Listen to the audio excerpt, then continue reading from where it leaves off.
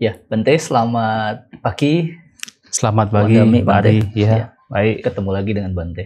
Ya, Bante, saya juga masih punya banyak pertanyaan sebetulnya yang Ya. harus saya tanyakan ke Bante terkait dengan ajaran Buddha tentunya. ya. Saya pikir itu baik sekali, Ya, karena dengan kita bertanya, Benar. membahas Dhamma, kemudian Dhamma juga bisa kita bahas, kemudian bisa banyak orang yang juga mendengar, sehingga itu juga baik tidak hanya untuk Pak Ari, Ya. tapi juga untuk banyak orang. Sadu, Iya. Bante. Ya. Ya. Bante, begini, dalam ajaran Buddha kan ada salah satu yang juga sangat fundamental, Bante, Iya, yakni tentang kelahiran kembali. iya, Tetapi saya juga pernah membaca ya di literatur lain, Bante, itu ada reinkarnasi juga. Apakah reinkarnasi ini sama dengan kelahiran kembali yang ada dalam Buddhisme, Bante? Iya, sebenarnya kata dalam Buddhisme terutama adalah tradisi Theravada, karena kita dalam komunitas Buddhis ada banyak tradisi, ada utamanya, ada Theravada, Mahayana, dan juga ada Tantrayana. Nah, khusus untuk tradisi Theravada, itu lebih menggunakan istilah rebirth dalam bahasa Inggris, atau istilah tumimba lahir dalam bahasa Indonesia. Jadi dalam bahasa Pali itu disebut punabhawa. Jadi artinya adalah eksis lagi. Ya, puna adalah lagi, bhawa adalah eksis atau muncul lagi. Nah, sehingga dalam bahasa Indonesia disebut sebagai tumimba lahir. Akan tetapi kemudian ada yang menggunakan istilah reinkarnasi. Atau katakan ini juga tradisi yang digunakan dalam Tantrayana dan juga dalam ajaran Hindu mengenai bahwasanya ketika seseorang meninggal dan dilahirkan kembali itu disebut sebagai reinkarnasi.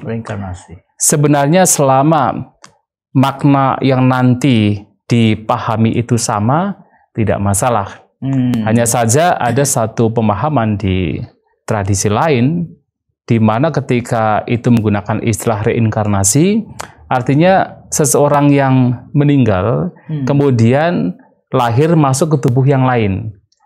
Nah, jadi sedikit berbeda. Ya. Nah, sedangkan di dalam tradisi Theravada, ketika seseorang meninggal, nah orang demikian akan terakhir lagi dengan tubuh yang berbeda. Tubuh yang baru. Nah, ini menjadi sebuah perbedaan antara konsep reinkarnasi dengan konsep rebirth atau tumimba lahir dalam Buddhisme, Bante. Terutama dalam tradisi Theravada. Ya, Bante. Menarik ini, Bante. Oke, kaitannya dengan itu tadi, Bante. Bante juga menyinggung dalam Hinduisme itu juga ternyata ada konsep yang mirip, yang sama. Yakni tadi boleh disebut sebagai reinkarnasi atau kelahiran kembali. Betul sekali. Nah, lantas dalam Buddhisme ini apakah ajaran ini karena sama, apakah itu diadopsi dari ajaran Hindu itu tersebut atau Brahmanisme, Bante? Tentunya memang ada yang mengatakan bahwa ajaran tentang tumimba lahir dalam agama Buddha itu mengadopsi dari ajaran Brahmanisme. Ya, di India. Jadi sebelum memang Sang Buddha itu muncul di India, sudah ada ajaran Brahmanisme, para Brahmana. Yang mereka juga mengajarkan keberadaan bahwa setelah kematian ada kelahiran kembali. Hanya saja apakah Sang Buddha itu murni memang betul-betul mengadopsi dari ajaran Brahmanisme? Tentunya tidak demikian. Tidak demikian. Karena begini, Sang Buddha mengajarkan sesuatu atau katakan menunjukkan sesuatu tidak hanya sekadar karena itu sudah menjadi tradisi turun-temurun, tetapi lebih karena Sang Buddha melihat sendiri. Nah, jadi setelah melihat baru mengajarkan. Nah, dalam hal ini Sang Buddha menunjukkan bahwa memang yang namanya kelahiran kembali setelah kematian itu ada. Karena beliau melihat sendiri dengan pengetahuan tinggi yang disebut sebagai abinya. Jadi ketika beliau pada saat mencapai kebudaan, jadi di bulan Waisak, di bulan Purnama, kalau dalam cerita sejarah Sang Buddha, kita bisa juga melihat dalam salah satu khutbah, yaitu Bahaya Bihira Wasuta, ketika Bodhisattva sebelum mencapai pencerahan yaitu di malam hari. Nah, di jaga malam pertama, beliau, Bodhisattva Gautama yang akhirnya menjadi seorang Buddha, beliau mencapai dengan kekuatan batinnya yang disebut Bube Niwa Sanusatinyana. Bube Niwa Sanusatinyana. Ya. Jadi pengetahuan untuk mengingat kehidupan-kehidupan yang lampau. Wah. Dan itu bisa diingat tidak hanya 1, 2, 3 kehidupan yang lampau, ribuan, ratusan ribu, bahkan sampai berkalpa-kalpa kehidupan yang lampau, itu tidak terhingga. Pada waktu itu, Bodhisattva itu bisa mengingat kembali. Oh, ternyata memang ada kehidupan-kehidupan yang lampau. Artinya, kalau ada kehidupan yang lampau, maka akan ada kehidupan yang akan datang. Nah, ini adalah yang pertama. Kemudian di jaga malam kedua, itu sekitar jam 10 sampai jam 2. Nah, Bodhisattva kemudian mencapai juga sebuah pengetahuan yang tinggi, disebut sebagai Diba Cakunyana. Diba Cakunyana. Betul. Jadi pengetahuan mata dewa. Diba Caku artinya mata dewa, divine eye. Jadi mata dewa. Dan dengan kekuatan mata dewa ini, beliau itu bisa melihat, oh ternyata makhluk-makhluk ini lahir mati sesuai dengan karmanya masing-masing. Sesuai dengan perbuatannya masing-masing. Wah. Nah, jadi orang sekarang hidup, kemudian meninggal, terlahir di sini, terlahir di sana, itu sesuai dengan perbuatannya masing-masing. Jadi kalau awalnya beliau hanya mampu melihat bahwa ada kehidupan-kehidupan yang lampau, tetapi belum bisa melihat bahwa kehidupan-kehidupan yang lampau yang berbeda-beda ini disebabkan karena apa. Nah, hanya dengan memahami dengan kekuatan Diba Caku, pengetahuan divine eye atau mata dewa, nah beliau bisa melihat, oh ternyata makhluk-makhluk ini termasuk dirinya ini dalam kehidupan-kehidupan yang lampau, lahir mati sesuai dengan perbuatannya masing-masing. Nah, karena pengetahuan yang seperti inilah kemudian ketika beliau tercerahkan di jaga malam ketiga, mencapai kebudayaan yang ditandai dengan segala bentuk kotoran batin hancur. Maka beliau juga menunjukkan kepada para siswanya bahwa memang ada karma dan juga ada tumimba lahir. Nah, jadi ini bukan semata-mata karena oh itu sudah ada sebelum itu. Ada tradisi yang mengatakan demikian. Sang Buddha tidak demikian. Sang Buddha akan mengajarkan Dhamma kalau beliau sudah memang mengetahui dengan pengalaman beliau sendiri. Berkenaan dengan itu tadi, berarti ada kebenaran bahwa dalam ajaran Buddha itu ada kelahiran kembali, Bante. Betul sekali. Ya. Nah, kemudian kalau kita melihat bahwa makhluk jika mengalami kematian kan akan mengalami kelahiran kembali, Bante. Betul. Misalkan saja terlahir sebagai manusia, Bante. Betul. Tetapi terlahir sebagai manusia, kita melihat, Bante, faktanya manusia itu kan terlahirnya berbeda-beda, Bante. Betul sekali. Ya. Ada yang terlahir dengan muka yang cantik, tampan, Bante. Tetapi ada juga yang terlahir dengan penampilan atau wajah yang kurang menawan, ya, yang buruk, misalnya jelek dan sebagainya, Bante. Kemudian kita lihat ada orang yang memiliki usia panjang, ada yang usianya pendek, Bante. Kemudian ada yang kaya, ada yang miskin, ada yang sakit-sakitan, tetapi ada yang sehat walafiat, Bante. Betul. Kemudian ada juga yang terlahir di keluarga yang terpandang, ada juga ternyata yang juga terlahir di keluarga yang rendah, Bante. Betul. Ada juga yang terlahir misalnya orang ini bijaksana, pandai, tetapi sebagian juga ada yang kurang pandai, Bante, tunggu dan sebagainya. Betul. Kira-kira ini kalau dari ajaran Buddha, karena ada kelahiran kembali semacam itu, Bante, penyebabnya apa sih kok banyak sekali perbedaan seperti itu yang terjadi, Bante? Iya, memang. Jadi seperti yang tadi telah disinggung sedikit, bahwa ternyata perbedaan yang terjadi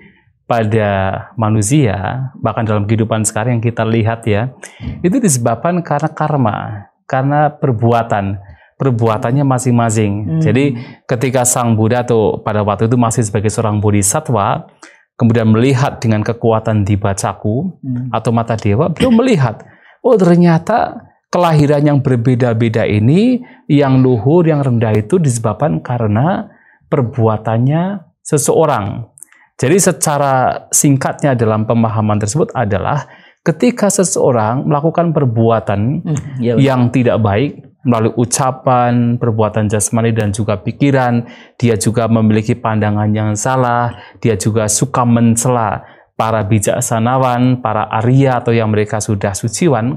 Nah, itu sebagai dampaknya terlahir di alam yang rendah, bahkan alam neraka. Gitu ya. Nah, tetapi ketika seseorang ini telah memiliki katakan perbuatan, baik itu ucapan, jasmani dan juga pikiran, dan dia juga memiliki pandangan yang benar, dia juga tidak mencela mereka yang bijaksanawan.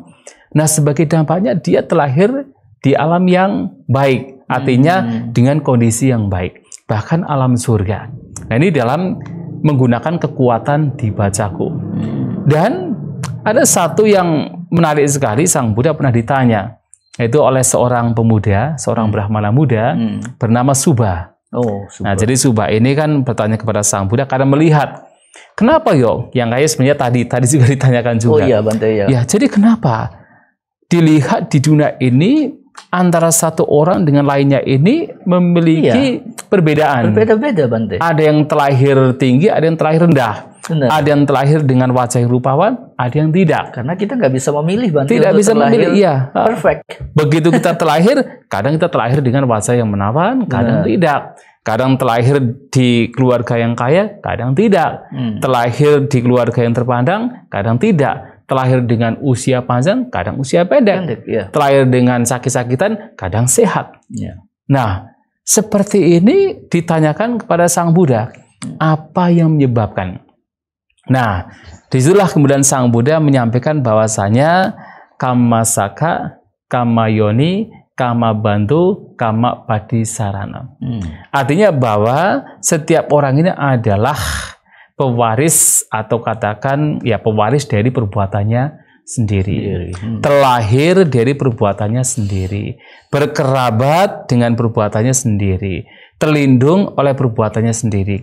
Artinya perbedaan yang terjadi pada setiap manusia ini disebabkan karena perbuatan yang mereka lakukan. Dan terutama adalah perbuatan yang lampau. Dalam kehidupan yang lampau. Nah, ketika seseorang dikatakan Sang Buddha dalam khotbah tersebut, kalau kita perhatikan, ada seseorang yang terlahir dengan wajah yang rupawan. Iya, Bante. Itu disebabkan karena orang demikian adalah seseorang yang suka mengembangkan cinta kasih. Cinta kasih. Ya. Dia tidak suka marah-marah.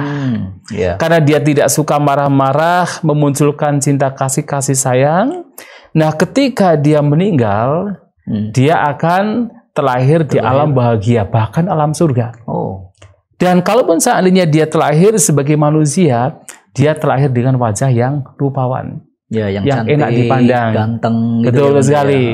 Jadi kalau sekarang barangkali melihat ada orang yang punya wajah yang enak dipandang, yang rupawan, itu disebabkan karena orang demikian dulu adalah orang yang tidak pemarah. Nah, tetapi beda. Kalau orangnya suka marah-marah, mudah tersinggung sedikit saja, kemudian ngambek dan sebagainya, jengkel, mutung misalnya begitu ya. Nah, itu menjadi penyebab ketika dia suka melakukan hal tersebut, ketika meninggal, memungkinkan untuk terlahir di alam menderita, bahkan alam neraka. Dan kalaupun dia kemudian kembali sebagai manusia, dia terlahir dengan wajah yang tidak enak dipandang. Wajah yang tidak rupawan. Nah, ini adalah disebabkan karena perbuatan yang berbeda. Jadi perbuatan yang dilakukan di masa lampau itu nanti berbanding lurus dengan akibatnya, Bante. Akibatnya, jadi akibatnya itu disebabkan karena perbuatan yang dilakukan oleh orang tersebut. Nah, sekarang juga sama. Jadi kalau sekarang kita melakukan hal-hal yang buruk, ya nanti juga kehidupan yang akan datang mendapatkan hal yang buruk juga. Bante. Kalau sekarang kita melakukan hal yang baik, kehidupan yang akan datang juga mendapatkan hal yang baik. Nah, itu kalau kita bicara tentang tadi adalah wajah rupawan. Dan juga dikatakan dalam nasihat Sang Buddha kepada Subha ini, ketika seseorang dalam kehidupan sekarang suka membunuh makhluk. Ya, suka membunuh makhluk hidup. Jadi suka membunuh, tangannya ya katakan lohita panah dengan tangan berlumuran darah karena suka membunuh. Nah, orang demikian ketika dia meninggal memungkinkan terlahir di alam menderita, bahkan alam neraka. Dan kalau dia terlahir kembali sebagai manusia, itu terlahir, orang demikian terlahir dengan katakan usia yang pendek. Pendek ya Bante. Ya, makanya kan kita kadang melihat ada seseorang yang dia baru lahir langsung meninggal. Baru ada kejadian-kejadian semacam kan itu. Kita melihat juga ada kejadian seperti itu kan. Benar.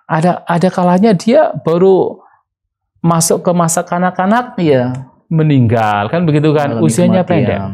Nah itu kalau Sang Buddha menyampaikan ada kemungkinan bahwa orang tersebut disebabkan karena suka membunuh di kehidupannya yang lampau. Di kehidupan yang lampau. Nah, kalau sekarang kita suka membunuh juga sama, nanti kehidupan yang akan datang bisa memiliki umur yang pendek. Tapi kalau seseorang tidak suka membunuh, dia menghindari pembunuhan, bahkan memunculkan cinta kasih, memunculkan kasih sayang, dia suka menolong makhluk lain. Sebagai dampaknya, ketika dia meninggal dunia, memungkinkan dia terlahir di alam bahagia, bahkan alam surga. Surga sekalipun. Ya, kalau dia terlahir sebagai manusia lagi, lahir dengan umur yang panjang. Nah itu kalau berkenaan dengan umur ya. Nah sekarang juga kita melihat ada seseorang yang dia itu sakit-sakitan. Iya Bante. Tapi ada juga orang yang sehat, walafiat tadi kan kelihatan sehat dan jarang sekali mengalami sakit. Kalau Sang Buddha mengatakan apa bada. Apa bada itu sedikit sakit. Ya sakit pasti ada kan. Fisik kita pasti menunjukkan sakit. Gitu loh. Tidak sering. Maka disebut apa bada. Ini kira-kira apa Bante? Kok bisa seperti itu gitu? Ini Sang Buddha menyampaikan, kalau seseorang dalam misalnya kehidupan sekarang itu suka melakukan penyiksaan terhadap makhluk lain. Kalau tadi kan pembunuhan. Ini menyiksa. Orang suka menyiksa. Ada tidak kira-kira penyiksaannya? Ada ya? Ya ada Bante. Ya. Misalnya ayam dijadikan untuk bertarung gitu. Benar ya. Itu kan, itu suka menyiksa gitu kan. Nah, jadi artinya adalah ketika seseorang suka menyiksa makhluk lain, sebagai dampaknya memungkinkan dia terlahir di alam menderita, bahkan neraka. Tapi kalau dia terlahir sebagai manusia lagi, terlahir dengan fisik yang sakit-sakitan. Ya. Tapi beda kalau kemudian seseorang tidak suka melukai, bahkan menghindari melukai makhluk lain, bahkan merawat gitu ya, merawat makhluk lain. Jadi ketika ada makhluk lain yang sakit, dia rawat dengan baik sampai sembuh, dirawat gitu kan. Nah itu sebagai dampaknya ketika meninggal dunia memungkinkan dia terlahir di alam surga, bahkan. Dan kalau terlahir sebagai manusia, terlahir dengan fisik yang sehat. Sehat Bante, tidak atau apa bada. Kalaupun sakit, sedikit sakit. Nah ini juga disampaikan Sang Buddha dalam khutbah tersebut kepada Subba berkenaan. Dan kenapa ada orang yang terlahir dengan kesehatan, ada orang terlahir dengan banyak penyakit. Nah ini disebabkan karena suka melukai dan menghindari melukai makhluk lain. Iya, ini memang menjadi pertanyaan Bante. Hal-hal semacam ini bahkan ternyata zaman Sang Buddha juga sudah ditanyakan juga ini pertanyaan. Betul. Itu ya karena memang ini Bante memunculkan curiosity gitu, rasa ingin tahu. Ya, karena melihat faktanya memang demikian Bante. Betul sekali. Kemudian ada lagi Bante, kan ada orang yang kadang di kehidupan ini terlahir sebagai manusia dia terpandang sekali Bante, kayak berwibawa, kemudian banyak orang yang kadang mengagumi, punya karisma gitu tapi ada juga yang biasa-biasa saja gitu. Iya betul. Itu apa juga itu ya Bante? Juga dijelaskan oleh Sang Buddha. Jadi itu juga disebabkan karena karma perbuatan. Jadi ketika seseorang, misalnya sekarang kan kita melihat seperti yang tadi disampaikan, ada seseorang yang kelihatan berkarisma, terpandang, berwibawa, dan punya pengaruh, banyak pengikut gitu kan. Tetapi ada juga yang tidak punya pengaruh, tidak berkarisma, biasa-biasa aja. Biasa-biasa saja, bahkan kelihatan betul-betul yang nggak ada karisma sama sekali kan. Nah itu Sang Buddha menyampaikan bahwa orang yang tidak punya karisma, tidak terpandang itu disebabkan karena dia itu memunculkan iri hati. Nah, orang itu suka iri. Nah, iri dengan kebahagiaan orang lain, kesuksesan orang lain. Orang lain mendapatkan kesuksesan, mendapatkan materi, mendapatkan kebahagiaan, bukannya ikut bermudita cita, ikut berbahagia, bahkan iri hati muncul. Nah, ketika iri hati ini dikembangkan, memungkinkan kematian terjadi, dia terlahir di alam menderita, bahkan alam neraka. Dan kalau dia terlahir lagi sebagai manusia, dia terlahir dengan kondisi di mana dia tidak punya pengaruh, dia tidak berwibawa, dia tidak berkarisma. Nah, itu karena iri hati. Maka jangan iri ya terhadap kesuksesan, kebahagiaan orang lain, bahkan kalau bisa bermudita cita. Nah, karena dengan orang suka ikut berbahagia, bersimpati dengan kebahagiaan orang lain, kemudian melihat orang lain kok bahagia, mendapatkan kesuksesan, juga kita memberikan selamat. Wah, itu bagus sekali, baik sekali gitu kan. Nah, orang demikian yang tidak memiliki iri hati justru menjadi penyebab kalau dia meninggal dunia, dia bisa terlahir di alam yang bahagia, bahkan alam surga. Dan kalau dia kembali sebagai manusia, dia terlahir dengan apa? Punya karisma, punya wibawa, punya pengaruh. Jadi dia punya banyak pengikut gitu kan. Jadi kalau sekarang kita bisa melihat kok banyak ada orang yang punya banyak pengikut, itu disebabkan karena apa? Dia tidak punya iri hati.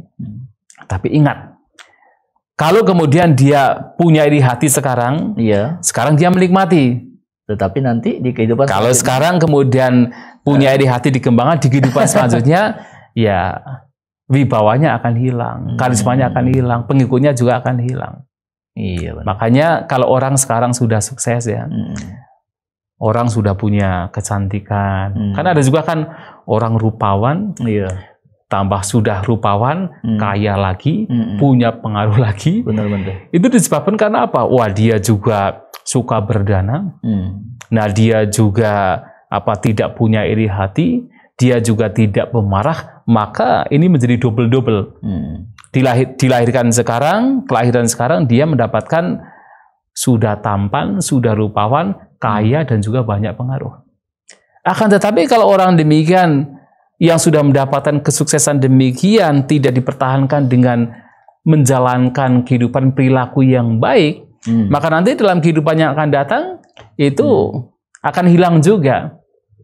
Maka ada istilah bahwa ada seseorang, ada kategori manusia yang disebut sebagai dari terang menuju gelap. Artinya dia sudah mendapatkan segalanya, tetapi kemudian dia tidak mempertahankan, maka tetapi ia melakukan kejahatan. Di kelahiran mendatang dia menuju kegelapan. Kelahiran yang rendah. Kelahiran yang akan datang, kelahiran yang rendah. Nah, itu juga harus kita hati-hati ya. Barangkali itu juga Bante, ada orang umumnya mengatakan bahwa roda kehidupan itu terus berputar, Bante. Kadang kita ada di atas, kadang kita di bawah, seperti itu. Terus menerus seperti itu, Bante. Bahkan tidak lantas juga menunggu kehidupan selanjutnya. Di kehidupan ini juga, Bante, kita melihat ya memang kadang ada benarnya, Bante. Ya karena begini juga. Kenapa kok kehidupan kita bisa berputar? Karena perbuatan yang membawa kepada dampak. Itu tidak hanya perbuatan yang lampau saja. Perbuatannya sekarang pun juga memberikan dampak juga. Artinya begini, seseorang barangkali dia ini karena kehidupan yang lampau, nah dia ini terlahir di keluarga yang miskin, keluarga yang tidak berada. Dia menderita karena itu. Menderita karena kemiskinan, karena terlahir di keluarga miskin, di masa kesininya juga dia betul-betul hidup serba kekurangan. Itu kan karena salah satunya kehidupan yang lampau, karma kehidupan yang lampau. Tetapi lantas begini Bante, ketika berusaha misalnya. Nah, itulah makanya. Tetapi kemudian si anak ini berusaha berjuang. Dia belajar dengan sungguh-sungguh, dia juga berusaha untuk mengembangkan apa yang baik yang dia positif miliki. Kemudian nanti di masa mudanya, bahkan di masa tuanya dia menjadi sukses. Artinya adalah apa? Orang demikian karena kehidupan yang lampau, perbuatan yang lampau, terlahir di alam kondisi yang menderita. Tapi dengan usaha perbuatan yang sekarang, karma yang sekarang, nah dia menjadi sukses di masa muda atau di masa tuanya. Maka kalau kita bicara tentang perbuatan, tidak hanya perbuatan yang lampau saja. penting juga perbuatan sekarang itu justru sebenarnya lebih penting. Lebih penting. Kenapa?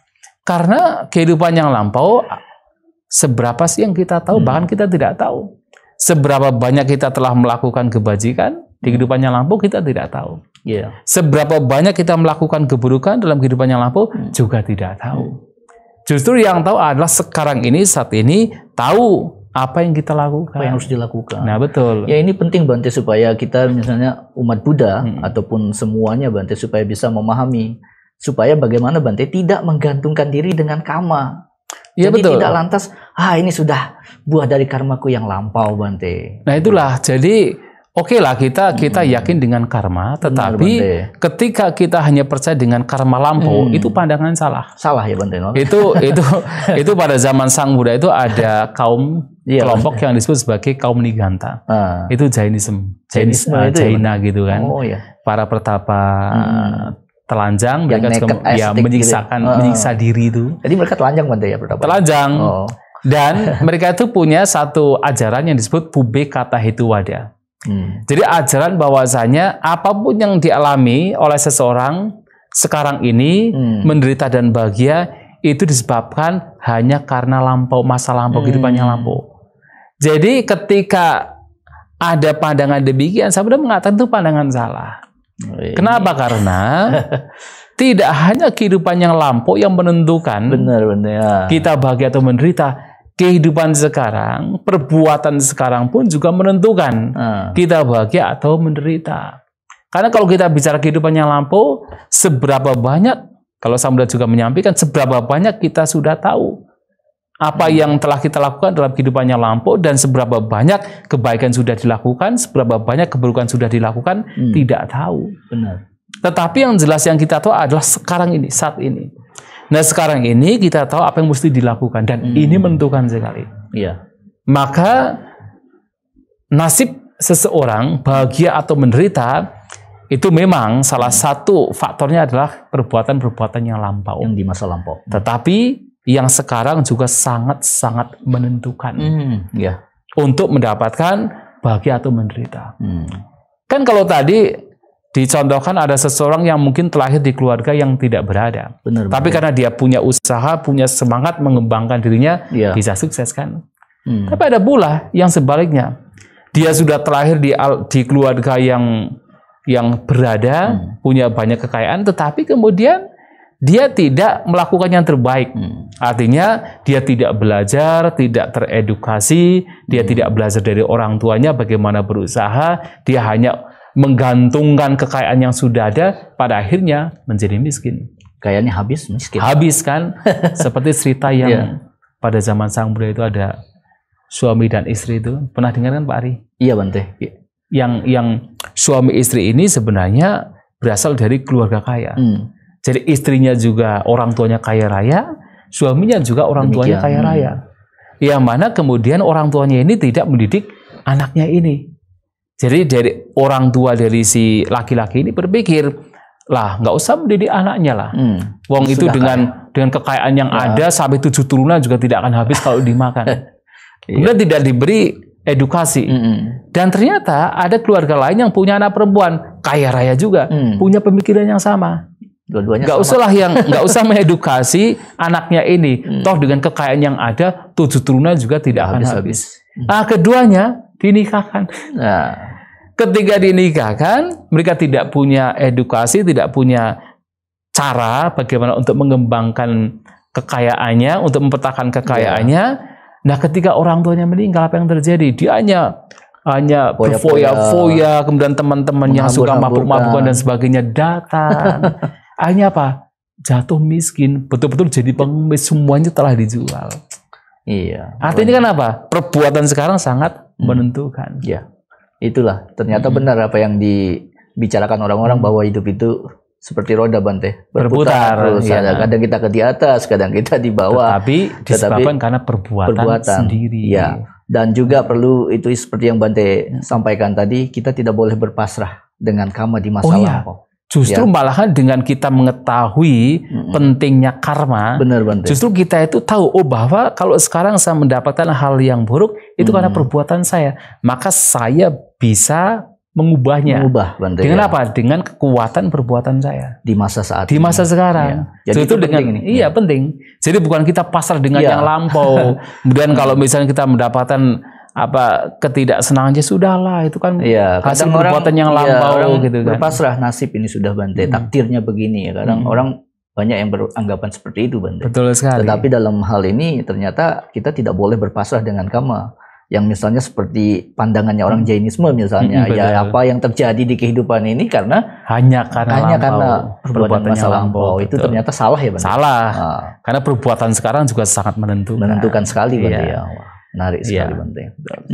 Lanjut Bante, itu tadi ada yang saya tanyakan di awal, ternyata juga terlahir sebagai manusia. Selain apa yang sudah disampaikan Bante tadi, ada juga yang terlahir itu memiliki kebijaksanaan yang tinggi Bante. Ada juga ternyata yang ya boleh dibilang tidak memiliki kebijaksanaan. Betul Bante. Ya. Ini kira-kira apa Bante? Itu juga dijelaskan dalam khotbah ini, di mana orang-orang demikian yang punya kebijaksanaan, mereka itu suka berkunjung kepada para bijaksanawan, suka berkunjung dan berdiskusi, bertanya, seperti ini misalnya kan. Tapi bukan berarti saya bijaksana loh. Tapi paling tidak. Ya cuman itu artinya kita harus datang pada mereka yang bijaksanawan dan berdiskusi. Kita bertanya mana yang baik, mana yang buruk, mana yang patut dikembangkan, mana yang harus ditinggalkan, mana yang bermanfaat, mana yang merugikan. Nah, berdiskusi dan bertanya. Nah, orang yang suka bertanya demikian dengan para bijaksanawan itu akan memengaruhi batinnya. Bahkan ketika dia meninggal, itu juga membawa dirinya bisa terakhir di alam bahagia, bahkan alam surga. Dan dengan kebiasaan orang demikian yang suka berasosiasi dengan orang bijaksanawan dan bertanya, pemahaman ini juga akan dibawa. Kalau dia terlahir lagi sebagai manusia, dia terlahir dengan batin yang cerdas, intelektual, bijaksana begitu. Tapi beda kalau seseorang tidak berkunjung pada para bijaksanawan, kemudian tidak bertanya mengenai apa yang baik, apa yang buruk, apa yang bermanfaat, apa yang merugikan. Kemudian arah pikirannya juga diabaikan, pokoknya diarahkan ke hal-hal yang tidak sesuai. Nah, itu yang kemudian ketika dia meninggal memungkinkan untuk terakhir sebagai seseorang, katakan terlahir di alam menderita, bahkan alam neraka. Kalau kembali lagi sebagai manusia, terlahir sebagai manusia, dia terlahir dengan tingkat kecerdasan yang rendah, kebijaksanaan yang rendah. Ya, kebijaksanaan yang rendah, atau disebut dupanyo, atau kebijaksanaan yang buruk, yang rendah. Nah, itu jadi demikian. Makanya kan kalau kita melihat dari apa yang disampaikan Sang Buddha, kan penting sekali kan kalau kita dalam praktek dhamma pun juga harus memiliki teman yang baik. Kalyanamita, betul sekali. Betul sekali. Dan bahkan dalam satu kesempatan juga kalau kita ingin mengembangkan batin sedemikian rupa untuk bisa terbebaskan dari belenggu kotoran batin, yang pertama yang harus kita miliki juga Sakpurisa Sangsewo. Jadi berasosiasi dengan orang-orang yang bijak. Nah, itu juga penting. Dan ini akan kita bawa setelah kematian. Kalau kita belum terbebaskan, akan terus kita bawa. Maka kita berdiskusi dhamma, merenungkan dhamma, berasosiasi dengan mereka para bijaksanawan. Kita selalu berpikir tentang hal-hal yang positif. Kalaupun kita misalnya buka YouTube, kemudian yang dibuka adalah hal-hal yang sifatnya positif, motivasi dan sebagainya, wah itu baik sekali. Makanya saya sering buka YouTube-nya Bante, yang BDI itu Bante, yang Dhamma Indonesia di YouTube. Wah itu memberikan banyak sekali pengetahuan Bante. Ya, mudah-mudahan demikian. Ya itu menarik sekali Bante. Ya baik, jadi ternyata jawabannya oleh Sang Buddha sangat lengkap Bante ya, diuraikan di dalam Buddhisme ya. Dan pertanyaan ini sebetulnya memang ya menimbulkan curiosity itu Bante, yang saya sampaikan di awal, ditanyakan oleh banyak orang. Betul. Sang Buddha menguraikannya dengan sangat lengkap Bante ya. Sangat rinci. Kenapa terjadi perbedaan di tengah-tengah kehidupan manusia, terlahir sebagai manusia yang sangat beragam sekali, perbedaannya kelihatan sekali.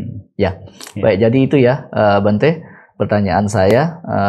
Tapi ini Bante mungkin Bante juga, saya ingin Bante sedikit menjelaskan tentang yang pernah saya baca itu Bante berkaitan dengan apa namanya Ataloka Dhamma ya kalau tidak salah. Oh iya betul. Ya, apakah ada kaitannya juga dengan itu tadi Bante, kama itu tadi? Iya. Kadang kan ada orang yang dihina, betul. Tetapi ada juga orang yang dielu-elukan, diagung-agungkan gitu Bante. Ya, ada untung, ada rugi dan sebagainya. Itu juga ya ini kan bagian dari kehidupan manusia Bante, yang berbeda-beda itu tadi. Betul ya. Dan itu semua terjadi. Itu bagaimana Bante? Ya memang jadi dalam kehidupan kita sebagai manusia itu akan terus mengalami Ataloka Dhamma atau 8 kondisi dunia. Yang harus dialami oleh siapapun. Ada untung, ada rugi. Ada terkenal, ada tidak terkenal. Ada nama baik, ada nama buruk. Ada tercela dan tidak tercela. Kemudian suka dan tidak suka. Nah, sebenarnya memang semua itu disebabkan karena karma atau perbuatan. Karma juga ya Bante. Karma juga perbuatan yang lampau. Dan tetapi selama seseorang ini hidup sebagai manusia, bahkan walaupun sudah katakan mencapai pencerahan sekalipun, 8 kondisi dunia itu akan masih muncul. Karena apa? Itu adalah buah karma. Itu buah perbuatan yang sudah kita berbuat di masa-masa yang lampau. Bahkan seseorang yang tercerahkan sekalipun karena di masa-masa yang lampau juga melakukan perbuatan, termasuk tidak hanya yang baik-baik saja, yang buruk juga pernah dilakukan. Maka selama sebagai kelahiran sebagai manusia, hal-hal yang buruk termasuk rugi, nama buruk, celaan dan juga duka itu akan muncul. Bahkan bagi seorang arahanta. Nah, apalagi kita. Karena kita juga telah melakukan hal-hal yang buruk dalam kehidupan yang lampau, yang buruk-buruk juga pasti akan muncul pada kita. Dan tidak hanya yang buruk, yang baik juga muncul. Karena kita juga melakukan yang baik-baik.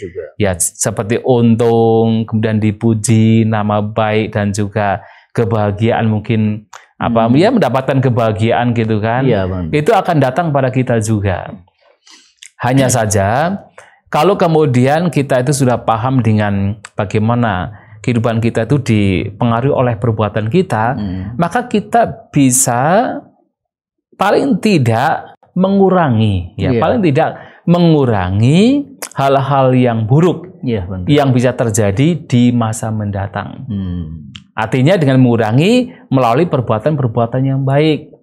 Tapi kalau karena kehidupannya lampau juga sudah melakukan keburukan, ya masih ada juga. Tapi paling tidak akan dikurangi. Sehingga kehidupan kita itu akan lebih banyak yang positif, yang baik datang kepada kita. Walaupun kita masih rugi, tetapi tidak terlalu rugi, masih banyak untungnya. Walaupun kita masih kadang dicela, tapi tidak banyak dicela, masih ada yang baik juga, yang muji.